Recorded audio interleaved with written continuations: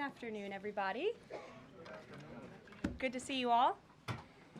President Trump is in charge, and America is back. This week further demonstrated that the Trump effect is real. Over the weekend, Americans celebrated the return of American-Israeli citizen Keith Siegel and two Israelis who were held captive by Hamas terrorists since October 7th, 2023. President Trump and his administration worked diligently to secure their release and are committed to freeing all remaining hostages.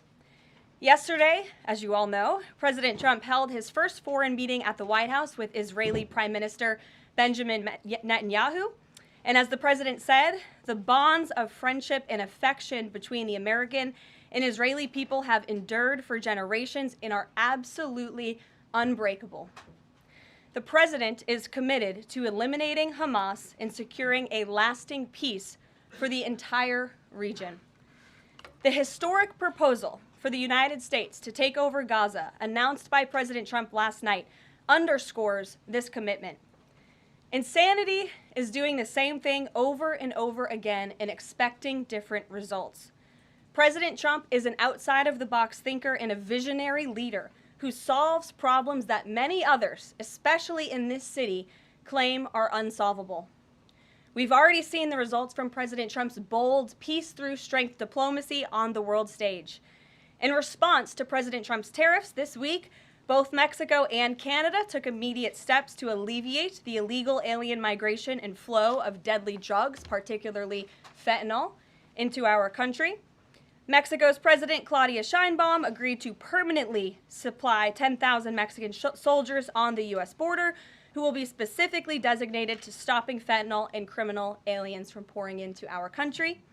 And Canada's Prime Minister Justin Trudeau agreed to appoint a fentanyl czar, list cartels as terrorists, and increase resources to assist the 10,000 frontline personnel at our northern border with Canada.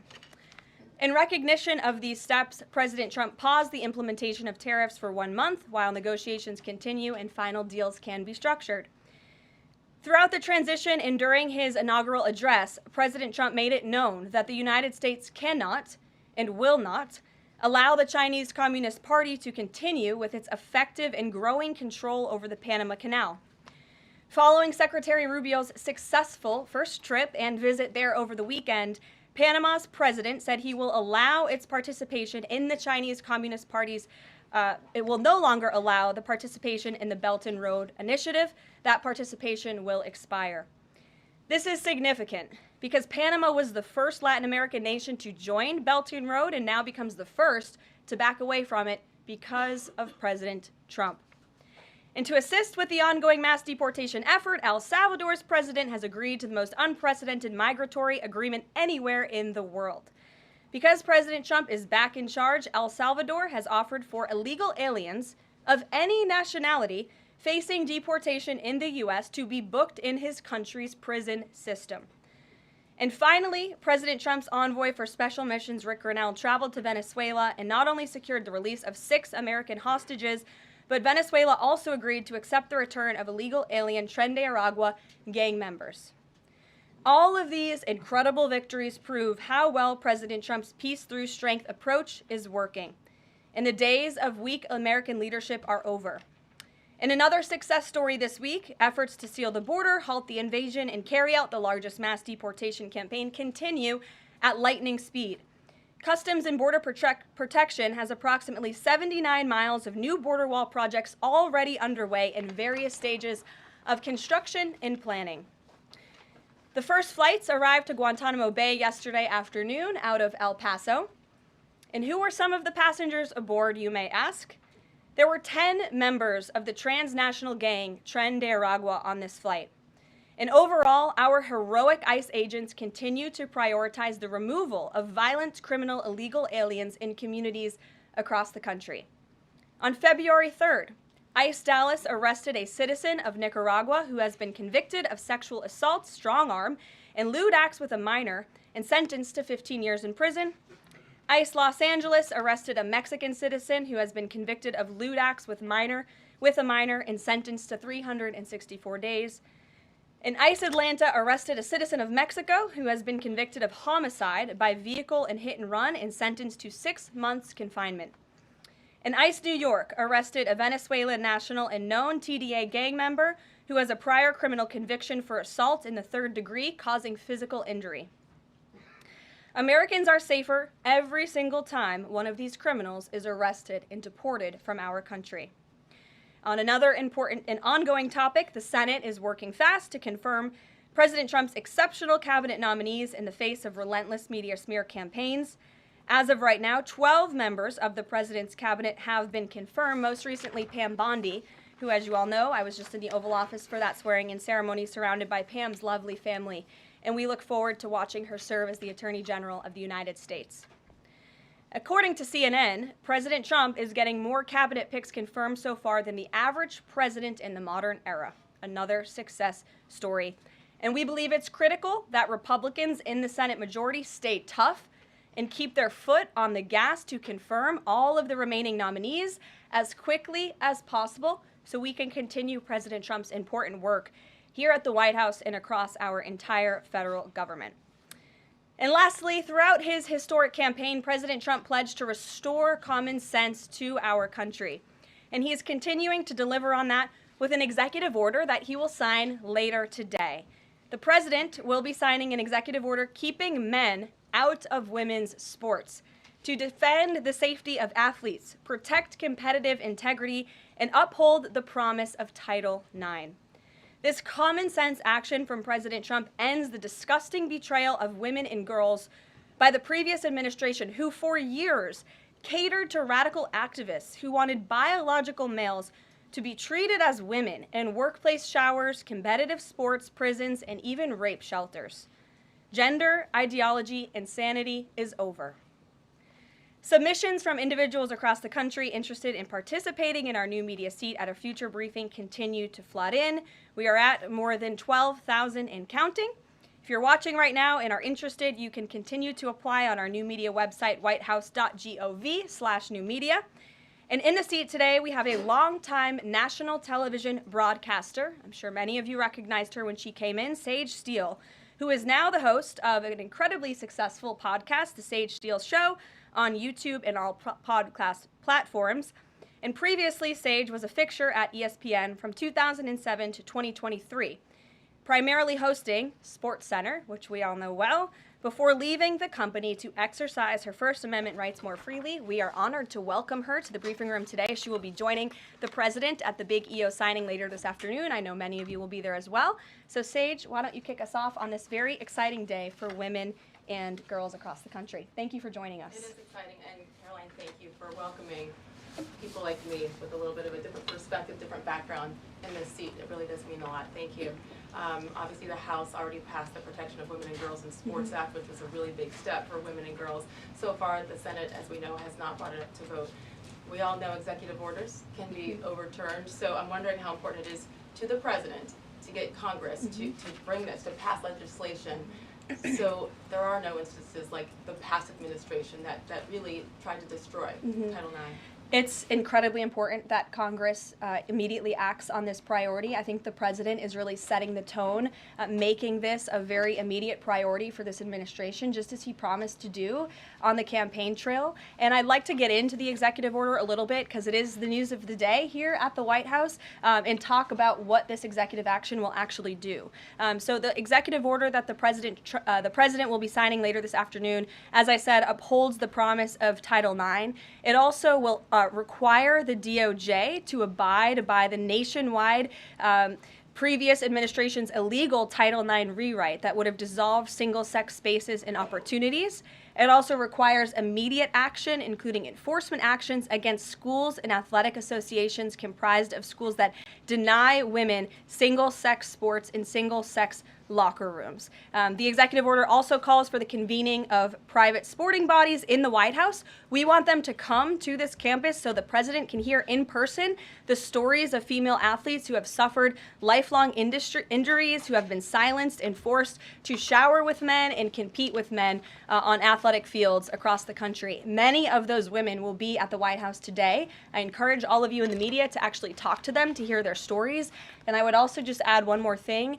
This is a wildly popular position with the American people. In fact, there was a new poll recently that showed the overwhelming majority of Democrats also support keeping biological men out of women's sports. And so I know the president is very excited about the bill signing that will take place at 3 o'clock this afternoon. You will hear from him more on that later, and we look forward to seeing you there, Sage. So thank you very, very much. Garrett, great to see you here today. Thank you. On Gaza, the president has spent basically his entire public career criticizing foreign entanglements, nation building, sending American troops to fight abroad, particularly in the Middle East. This plan seems like it could ultimately involve all of those things. Can you explain this reversal and how building and owning Gaza squares with America First foreign policy? I would reject the premise of your question that this forces the United States to be entangled in conflicts abroad. The president has not committed to putting boots on the ground in Gaza. He has also said that the United States is not going to pay for the rebuilding of Gaza. His administration is going to work with our partners in the region to reconstruct this region. And let me just take a step back here, because this is an out-of-the-box idea. That's who President Trump is. That's why the American people elected him.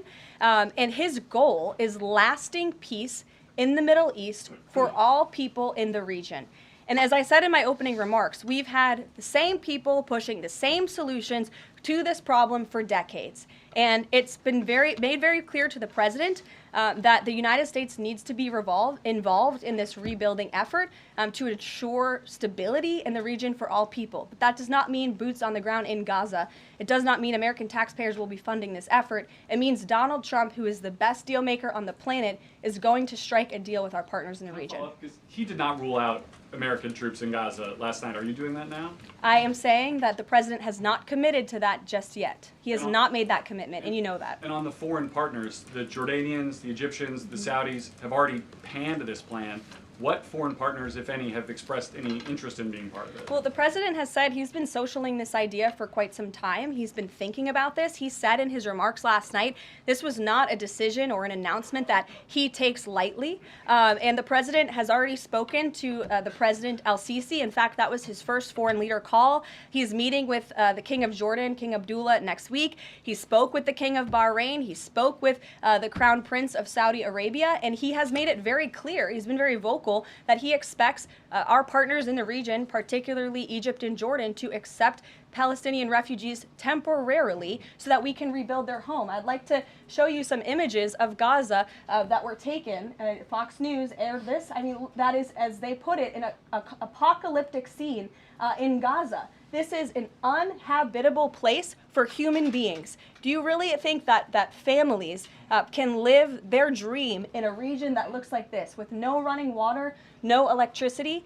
And the special envoy to the president, Steve Witkoff, recently traveled to Gaza, as you all know. And he came back with images that he showed the president of the dire situation here. And the president made this decision with a humanitarian heart for all people in the region. Peter. Thank you, Caroline. Are any officials here preparing to fight Democratic lawmakers in the streets? Absolutely not. So And thanks for the question. Some elected Democrats are so steamed about Doge. Congresswoman LaMonica McIver says we are at war. Ilhan Omar says we might actually see somebody get killed. And Chris Van Hollen says we have to fight this in the Congress. We have to fight this in the streets. So what now? And may I just point out, if you heard that type of violent, enticing rhetoric from our side of the aisle, from Republican leaders on Capitol Hill, I think there would be a lot more outrage in this room today. It's unacceptable, the comments that have been made by these Democrat leaders, and frankly, they don't even know what they're talking about. Because President Trump was elected with a mandate from the American people to make this government more efficient. He campaigned across this country with Elon Musk, vowing that Elon was going to head up the Department of Government Efficiency, and the two of them, with a great team around them, were going to look at the receipts of this federal government and ensure it's accountable to American taxpayers. That's all that is happening here. And for Democrat officials to incite violence and encourage Americans to take to the streets is incredibly alarming, and they should be held accountable for that rhetoric. It sounds like something that they're most concerned about is Doge engineers with access to Treasury systems. Can you clarify, do the Doge engineers have read-only access in these systems, so they are not allowed to write new code? No. They are not, okay. No. And then one more thing. NBC is reporting that some of the illegal immigrants that we've seen rounded up and arrested are not being deported. They're being released with ankle or wrist monitoring devices, or they have to check in on the phone. So is the administration arresting more people than you have room for? I have seen the reports, and I'm glad you brought it up because we want to address it.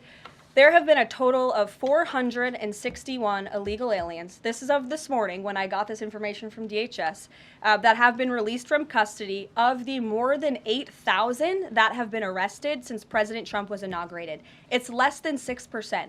And there are reasons for their release. Some of the factors include a lack of significant likelihood of removal in the foreseeable future, lack of detention availability, which is something this president and this administration has been incredibly vocal about. We are doing everything we can to deport and detain illegal immigrants, but we need Congress's help to increase funding for Border Patrol and for ICE to increase detention capability in our facilities. And then other serious medical conditions have also been the reasons for some of the release of these individuals. But none of them have final deportation orders. Many of them are probably contesting their immigration status. I'd refer you to DHS for more details, but I did get that information because I knew it'd be a question, so thank you. Sure. Karoline? Yes. The president and you here again today have made clear, given the devastation, you think Palestinians have no choice but to leave Gaza and go elsewhere. But Palestinians say this is their home. They don't want to go. The president last night said he's willing to use the military if necessary. Is the U.S. prepared to remove Palestinians from Gaza by force? The president is prepared to rebuild Gaza for Palestinians and all people in the region, peace-loving people who want real economic development and opportunity in the region. This is a region that has been controlled by Iranian-backed terrorists, Hamas, who have brutalized not just Israelis but Palestinians too. It is because of Hamas that you see those images on that screen, that Gaza has become a demolition site because Hamas launched that brutal attack on Israel on October the 7th. And so again, I would stress, President Trump wants to ensure that this can be a place where all people can live in peace. He is a peacemaker in chief. He made that very clear in his first term. And as for how that will be accomplished, the president and his team are talking with our allies in the region to consider next steps. But should the American people be prepared to see U.S. military on the ground fighting a ground war against Hamas? Again, the president has not committed to U.S. troops in the region. But it is an option. I have said that the president has not committed to that yet. Sure.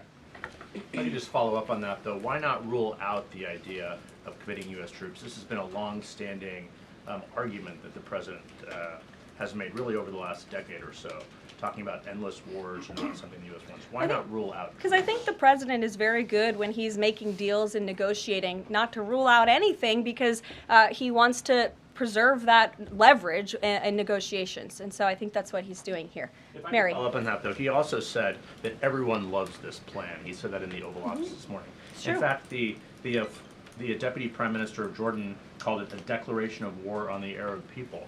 So how does he square the fact that even some Republicans on the Hill are objecting to this or questioning this? How does he square the fact saying everyone loves this plan? Well, King Abdullah of Jordan will be here next week, so I can provide you more context on the conversations he will have directly with the President of the United States after that meeting.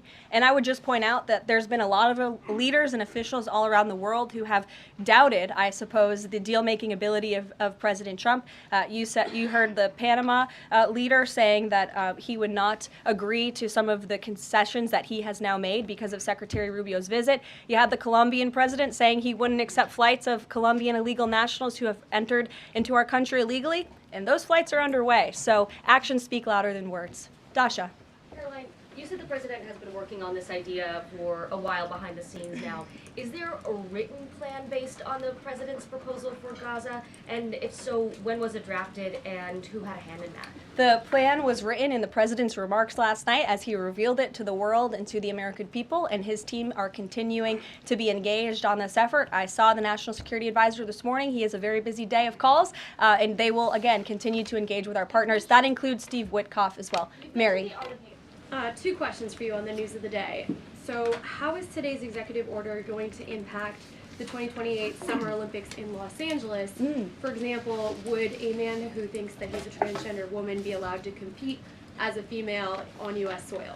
It's a very good question, and the president has actually mentioned this, that he does expect the Olympic Committee and the NCAA to no longer allow men to compete in women's sports. And I think the president, with the signing of his pen, starts a very public pressure campaign on these organizations to do the right thing for women and for girls across the country. Again, this is an incredibly popular position. There have been many notable female athletes who have had the courage to speak out against some very powerful institutions in this country. They deserve to have a voice and a say. The president is bringing their voice to the highest level at the White House this afternoon, and he expects these organizations to comply with this federal executive order that he'll be signing today. Thank you. And one more on media coverage of this executive order and the topic in general. What's the White House's view of framing that calls men transgender females or similar rhetoric coming from organizations like the ACLU and GLAAD? Well, it's been very clear. The policy of this administration is that there are only two sexes, male and female. Pretty simple. Brian Glenn. Yes. USAID has gotten a lot of attention the last couple of days with some of these bizarre things that we've been, taxpayers have been funding. Mm-hmm. Now it looks like there are a couple media outlets that have been dragged into this conversation as far as USAID funding as well. Does the president have any comment on that? So upon coming out here to the briefing room, I was made aware of the funding from USAID to media outlets, including Politico, who I know has a seat in this room. And I can confirm that the more than $8 million taxpayer dollars that have gone to essentially subsidizing subscriptions to Politico on the American taxpayers' dime will no longer be happening. The DOJ team is working on canceling those payments now.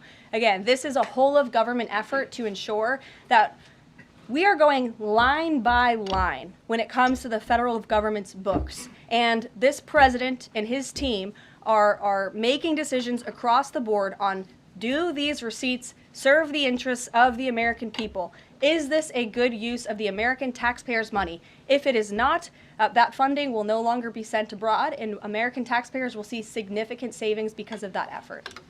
Thank you.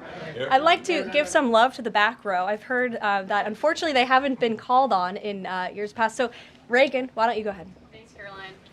The WHC announced that comedian Amber Ruffin, who has called the president a toddler with his pants pulled down, will be the entertainment for this year's Correspondents' Dinner. Does the White House have a reaction to this choice, and will the president be attending the dinner this year? Certainly an interesting choice. I have the president's invitation on my desk. I have the invitation for myself on my desk as well. Haven't talked to the president about it. When he makes his decision, I will let you all know. But definitely an interesting choice of the comedian. I'll talk to the boss about it and see what we decide. Sure, go ahead. Yes, yes. On the executive order set to be signed today, you said that this will be enforced. Can you spell out for schools and the public how exactly the administration plans to enforce this, even at the local levels? And on top of that, there are human rights groups who say that this could expose kids to discrimination. What is your response to that? I think kids have already been exposed to discrimination, especially young women and girls who have been forced to shower in locker rooms with biological men, who have been forced to compete on playing fields with biological men, which is incredibly unfair and unsafe, and again, an incredibly unpopular policy with the American people. As for the actions that this executive order takes, I already laid those out at the beginning of the briefing. I'm happy to give you a copy of this fact sheet so you can let your audiences across the country know. What's your message to schools who don't comply with this? They should, because it's going to be federal law in about an hour and a half.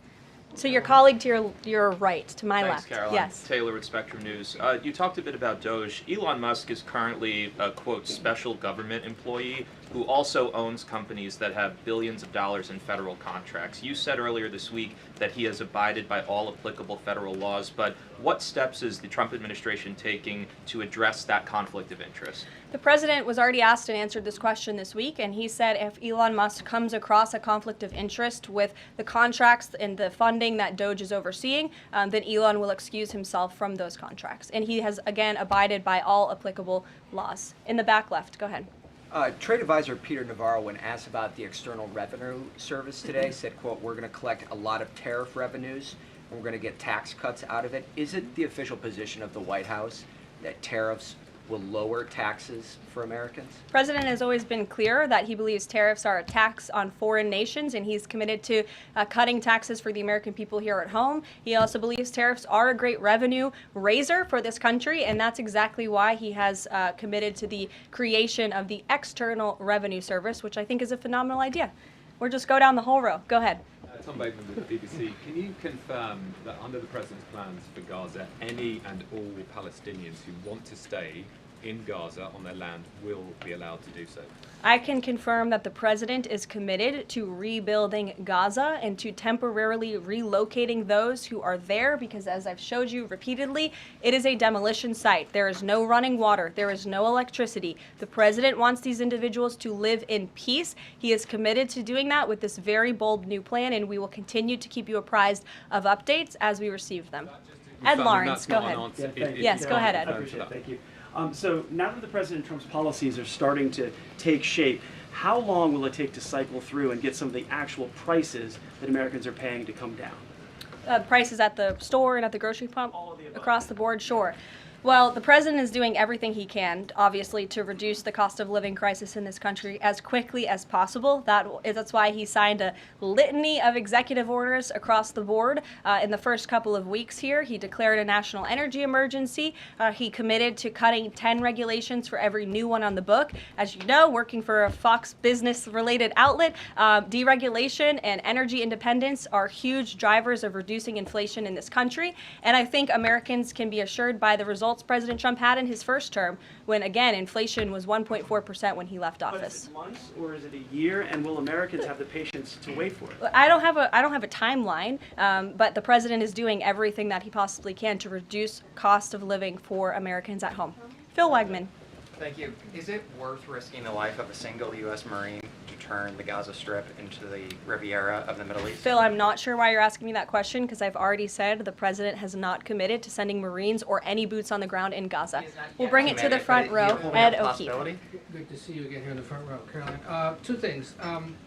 On today's announcement, Title IX, if he scales back the Education Department or moves to shut it down entirely, what entity will enforce Title IX? As of now, this will be enforced through education, through Title IX.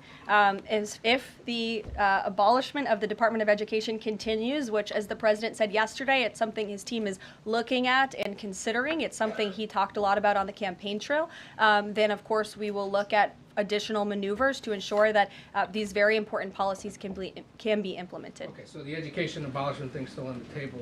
Yeah, the President talked about it yesterday in the Oval Office, and he has good reason to talk about it. I mean, look, our education system is failing students in this country. The Nation's Report Card, I brought it up in my remarks last week, it shows that fourth graders are not reading at the level they should. I believe it was 40% of them are proficient in reading. As the mother of a child, I want an education system that helps my child read and write, teaches him math, nothing else in the classroom. And the President is wholeheartedly committed to we can make academia great again in this country. One other quick Deanna, one, go ahead. Thanks, Karoline.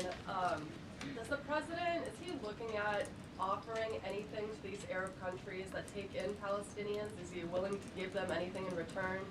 And secondly, when the President announced his taking over Gaza policy yesterday, was Netanyahu aware of this, and what was his reaction when Trump presented that idea to him? I won't get ahead of the President's discussions or negotiations on your first question about what would be offered. I think the President's made it clear that he expects these nations in the region to step up and to accept Palestinian refugees who will be temporarily relocated for the rebuilding of Gaza. As for whether Prime Minister Netanyahu was aware before the President's remarks, he was indeed. I wasn't present for that reaction. But again, this is something the President has been socializing and thinking about for quite some time. Nick, good to see you. Oh, Jordan. Jordan, sorry. Thank you, Caroline. So Secretary Hegseth announced yesterday that Army recruiting levels have reached 12-year highs in December, 15-year highs in January. What is making young people want to serve the military under the Trump administration, and how does that contrast to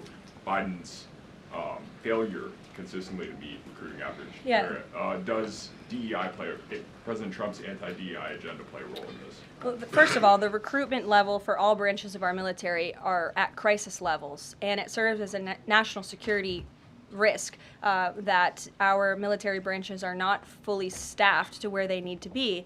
And I do believe it's a culture problem within these institutions that the president is very much committed to fixing, as emphasized by the executive orders he has signed to root DEI out of the military. And I think when young men and women who are honorably signing up to serve in our nation's military see somebody like Pete Hegseth, the new Secretary of Defense, who is a proven warfighter, who risked his life in battle for this country, who understands what it means to deploy and to defend the Constitution and your nation abroad and to put your life on the line. When they see a leader like that, and a leader like President Trump, who is committed to peace through strength, that's very inspiring. And we look forward to seeing those recruitment numbers and retention numbers skyrocketing over the next 4 years. And I know Pete Hegseth is committed to increasing recruitment at all branches of the military. I would defer you to the Department of Defense on exactly what he plans to implement.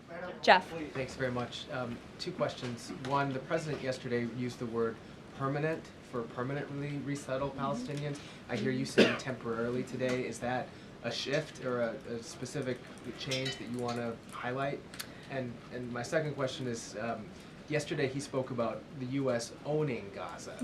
Who owns Gaza now, and how would the U.S. acquire ownership? Well, Gaza is currently run by Iranian-backed terrorists in the Middle East, Hamas, who we all agree, I think everybody in the region agrees, that can no longer stand. Just look at the events of October 7th and the events since.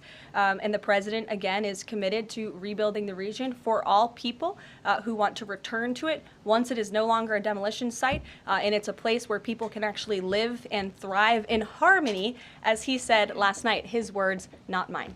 Daniel. Permanent versus temporarily resettle? The president has made it clear that they need to be temporarily relocated out of Gaza for the rebuilding of this effort. Again, it's a demolition site right now. It's not a livable place for any human being. And I think it's actually quite evil to suggest that people should live in such dire conditions. Daniel. Karoline, thank you so much. The Daily Guidance says that the president will be meeting with a pair of governors today, Governor Abbott of Texas and Governor Newsom of California. It comes after the president took executive action to turn the water back on in California. Billions of gallons are flowing out. What can you tell us about the two meetings and the importance of President Trump's actions to help people in California? Sure. Those meetings will be taking place shortly, so I will get out of here to get to those meetings. We can always provide you a readout, as we always do. We try to be very transparent about what the president is doing in the Oval Office. Perhaps he'll even call you in to join him. We never know around here, as you all know. But Governor Abbott is obviously a great friend and an ally to the president. He has been on the front lines of the border crisis in this country. And as for Governor Gavin Newsom, well, the president is willing to work with anybody from blue states or red states to do what's best for the American people. And he really enjoyed, the president really enjoyed his trip to Pacific Palisades last week. He felt very inspired by the frustration of the residents there, and he has been wholeheartedly committed to ensuring that the water is flowing in California to prevent these wildfires, and also that people have access to their properties. And he has continued to apply tremendous pressure to Gavin Newsom and also the Los Angeles mayor to allow private residents and property owners to access their property. He believes that's their right to do so, and they should be able to do it. And one more thing before I wrap up, because I do want to get to these meetings, and I will see you all at the EO signing later this afternoon. I would just say that you brought to mind California and North Carolina, who continue to be on our hearts, and the president and this administration are committed to ensuring that these individuals get the funding that they need. And I would just say a strong message to Democrats who are out there pretending to be outraged about the long list of crap that this administration is cutting, federal waste and funding, like $2 million for sex changes in Guatemala, $6 million to fund tourism in Egypt, $20 million on a new Sesame Street show in Iraq, $4.5 million to combat disinformation in Kazakhstan. I could go on, and I'm happy to provide this list to every single one of you. Democrats are outraged that the American people want to be, they want their taxpayers going to good uses, not stuff like this. But then they're very quiet about the fact that there are still North Carolinians and people in California who have lost everything, and in the last 4 years, this federal government did nothing to help them. This president will continue to put Americans first, and I think the successes of this week so far speak to that, and it's only Wednesday. So I'll see you guys later this week, and we'll see you this afternoon. Thank you very much.